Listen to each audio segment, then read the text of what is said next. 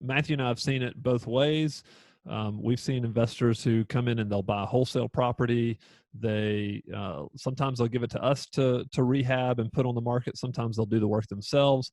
We've also seen investors come in and buy turnkey property. So if you have somebody who comes to your meeting and they're like, "Hey, Brian, you know, which way do I go? Do I buy a turnkey property that's already done for me, or do I try to, make some more money and go the wholesale route and fix it up and rent it myself?"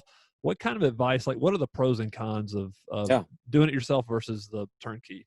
Yeah. Great question. I think for sure it comes down to time.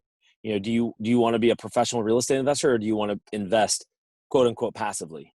I think that's really what it comes down to. Yeah. If you want to get a better deal, if you want to learn real estate, Mhm. truly learn what it is that you're investing in, then I suggest to brand new people spend a full year as this is your side job. You have your full-time job. This is your side. This is your extracurricular activity. Let's go and let's learn, like you guys mentioned earlier, let's learn the individual markets. I want to learn Hueytown. I want to learn Eastlake. I want to learn, Centerpoint, whatever it is. I want to learn these specific areas and learn everything I can about it and get on these wholesaler lists.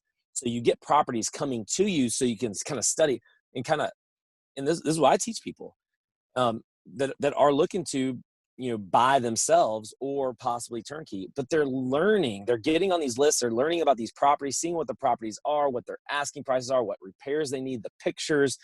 They're doing all this due diligence, not going to buy right now, but they're just learning. And even if at the end of maybe 3-6 months you do a little bit of this, it's like, you know what, I don't really want to, I know I want to invest in real estate, I know I need to be diversified, but I don't want to go to all this trouble. I want to rely on the expert. And that's how I'd make that decision.